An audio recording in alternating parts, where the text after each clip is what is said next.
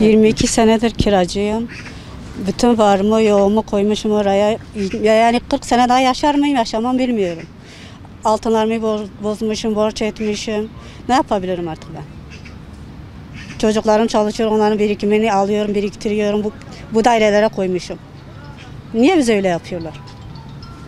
Başka ne diyeyim bilmiyorum artık, ne diyeceğimi bilmiyorum. Bütün vatandaşlar da bizim gibidir.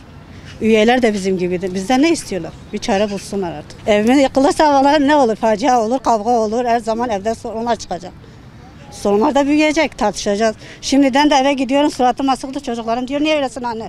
Niye gülmüyorsun? Gülmem gelmiyor, konuşamıyorum. Yemek yiyemiyorum, hep sinirlerim, oturuyorum, düşünüyorum.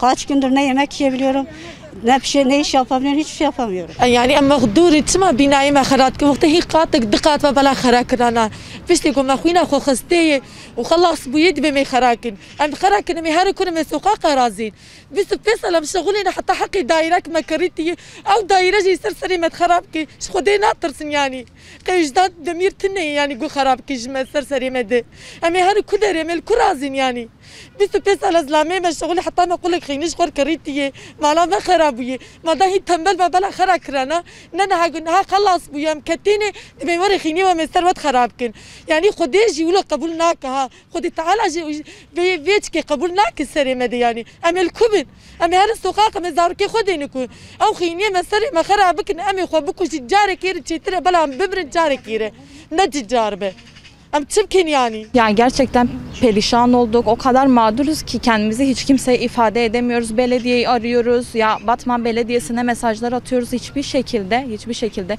bize geri dönüş sağlanmıyor. Biz varımızı, yoğumuzu, her şeyimizi bu evlere koyduk. Ya bu kadar ev nasıl yıkılabilir? Hangi vicdanla, hangi merhamet, hangi devlet yani bunu yıkabilir?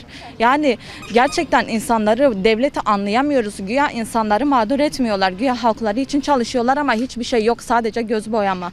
Başka da hiçbir şey yok. Kimse bu insanların sesini duymuyor. Ya kendimizi gerçekten perişan ettik, paraladık.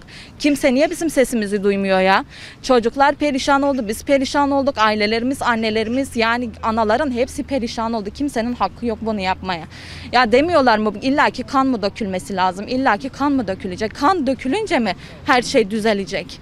Ya insanın ya canı da malı gibidir. İnsan sokaklarda mı uyusun yani sokaklardan mı kalsın bu mu yani amaç bu mu? İnsanları mağdur etmek mi? Müteahhitlerin yani yaptığı şeyin bizim çekmemizin bir anlamı yok yani bunun bedelini sadece biz ödüyoruz. İş müteahhitlerden çıkmış bir durumda artık her şey şahsi bir durumda yani. Çünkü o evlerin hepsinin dairelerin sahipleri var. Hepsi yani dişinden tırnağından kısıp ev almışlar yani. Bütün emeklerini yıllarca bütün çabalarını o evlere katmışlar. Yani hiç kimsenin hiçbir devletin bunu yapmaya hakkı yok. Ya insanlar gerçekten ya oraya geldikleri zaman bilmiyorlar mı kan dökülecek? Bilmiyorlar mı? İnsanlarken defalarca intihar girişiminde bulunuyorlar ama kimse duymuyor. Bir çağrımız var gerçekten artık evler yıkılmasın, bir çözüm bulunsun. İnsanlar çok mağdur, perişan bir durumdayız. Lütfen sesimizi duyun artık. Daire almıştım tamam. Bu 2017'de beri Servet'te. Tamam adam şimdi multi inşaatçıyım. Çarşamba akşama çalışıyorum, molot çalışıyorum. Emeğim hepsi. Onun için de ailem dağındı. 150 milyar para verdim. Bütün malım mülküm gitti. Allah kimseyi daha bozmaz. Belki bozulsun Allah kimseyi gidip bozmasın. Ama yapanları da Allah bırakmaz. Yani hakikaten çok yazık oluyor yani. O sayıda da müdahale ettiğimiz için bizi müdahale ediyor, sıkıştırıyor, bizi dövüyor, bırakmıyorlar.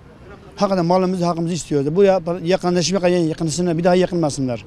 Ha ne gerekiyorsa yapsın, cezasını yapsın ama bir daha yakınmasınlar. Allah kimseyi yakınmasın. 2015'ten ve 2019'a kadar bu kaçak yapılar bir rant haline dönüştü.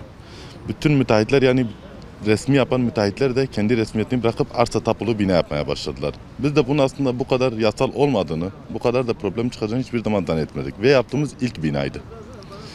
Yaptığımız ilk binadan dolayı hani vatandaşlarımız 350-400 bin lira daire alamadığı için biz de bunları 150 bin lira gibi bir rakamla vatandaşlarımıza vermek için yaptık. Amacımız aslında hem ev sahibi yapıp hem kar etmekti. Ama biz bu işe girdikten sonra başımıza gelen yasaklardan, cezalardan, baskılardan dolayı zaten ettiğimiz karı geçtik. Vatandaşlardan aldığımız paraları ise sadece o binanın inşaatına kullandık, temeline kullandık. Ama şimdi o binaların hepsi yıkımla karşı karşıya ve şu an bizim 3 tane müteahhit arkadaşımız bu baskılardan dolayı kaçtılar. Eşlerini çocuklarını bırakıp kaçmak zorunda kaldılar. Ve biz kalan 5-6 müteahhit olarak da her gün ölüm tehdidiyle karşı karşıyayız. Vatandaşlar 30 yıldır 40 yıldır çalıştıkları emeklerini bize getirdiler. Biz de paraları yemedik. Onlara inşaat yaptık, daire yaptık. Hiçbir kuruşuna hepsi yazılıdır, tehdit altındadırlar. Ama şimdi vatandaşların psikolojik durumu, yaşadığı baskılar, yani biz cuma günü bu binalar yıkıldığından beri arkadaşlar olarak hiçbirimiz eve gidemedik. Hep o inşaatın önünde nöbet tutuyoruz. Ama şu anda ondan ziyade ölümle karşı karşıyayız. Yani bu işin sonunda ya birileri bizi öldürecek, ya biz birilerini vurmak zorunda kalacağız ya da kaçacak zorunda kalacağız. Aileler perişan olacak. Yani burada aslında sadece müteahhitlerin değil. Biz mağdur olacak olursak 5-6 kişi önemli değil. Ama binlerce insan mağdur oluyor bu yolda. Binlerce vatandaşın evi yıkılıyor ve telefona gelen her gün ölüm ve tehdit mesajları oluyor. Aracı olan arkadaşlarımız var. Bundan dolayı mağduriyetler yaşanıyor. Biz sadece buna bir çözüm. Müteahhitler adına değil, vatandaşlar adına bu mağduriyetler ve bundan yani ölüm çıkmaması adına. Biz mesela yıkılan müteahhit arkadaşımız da dedi ki bizimki yıkılmazsa biz sizin üyeleri kendi aramızda dekore etmeye çalışırız, yardımcı olmaya çalışırız. Ama bizimkiler de yıkılırsa bizim tutunacak bir şeyimiz yok. Yani bu işin sonunda gerçekten ciddi cinayetler, ölüm tehditleri çıkacak ortaya artık.